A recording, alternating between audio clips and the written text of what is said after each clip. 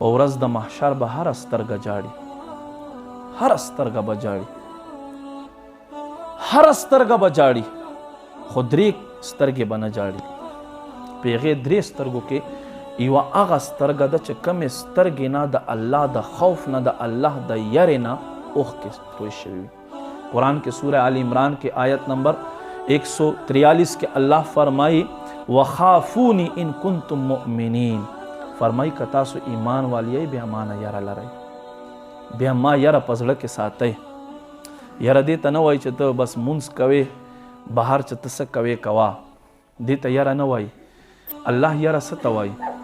الله یره دې ته وایي چې کومو نواهې نه الله والله رسول منع کړې ده هغې نه ځان ساته.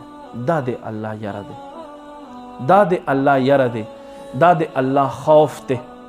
ما عزتمندو قدرمندو الله خوف په سینه کې ساتل پکار دی. حضرت امام حسن بصری رحمت الله علیه ډیر غټ محدث تیر شوی دی. دی فرمایي زه اول ځوان شوم، بازار ته مې تګ را تګ شروع کړو.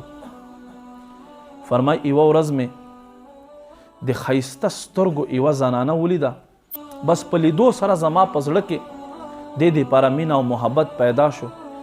فرمایي زه ورغم او ما دې ته د خپل محبت اظهار وکړلو. ما ورته وی چې زړه مې غواړي چې د ستا په دې سترګو کې زه ډوب شمه.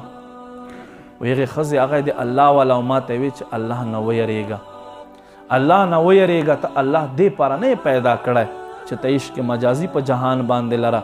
نن موږ نوجوان خو څه کوي، په باتروم کې هم موبایل نیولی میسجونه کوي، چې کټ ته راشي میسجونه کوي، ته به وایې وده دې دی ویښي دی لګیا میسجونه کوي. څه شی بلکې نن معاشره کې هغه ته ځوان وایي نه چې دوه درېو جینکو نمبر نه وي سره. نو ما عزتمندو قدرمندو مفت پالا تا کام کی حاجت نہ پڑی، مفت پالا تا کام کی حاجت نہ پڑی، اب پوچھتے ہو عمل ہائے نکما تیرا. په ورځ د قیامت په بیا افسوس کې انسان دې دپاره الله خپل بنده نه ده پیدا کړی چې دی سهار الټه پروت وي او مونځ وخت تیر شي. نو فرمایي هغه زنانه ما بار بار دې سره خبره کول غوښتل، خو دې ما سره خبرې نه کولې. لاړه کور ته، چې کور ته لاړه څه لږ وخت بعد د دې منځه راغه. هغې یو تشت یو تال راخیستی دی، په هغه باندې له پاسه څادر خور دی. هغې ما ته راکړو چې دلته حسن څوک دی؟ ما ورته وایي چې زه یم. چې دې وامیخیستو او هغه نه مې سر لرې کړو. امام حسن بصري فرمایي په هغې ورځې دا ځمکه زما له دې خپو نه ووتله. څه مې وکتل؟ وی کمې زنانه چې سترګې ما یادولې هغه سترګې دې باسلې وه په لوښي کې ایښودې وې، په یو پرچۍ باندې لیکلي چې داسې سترګو ما ته ضرورت نشته چې الله بندگان له الله نه اوړوي شیطان په لاره باندې. نو دا د امام حسن بصري د توبې سبب و.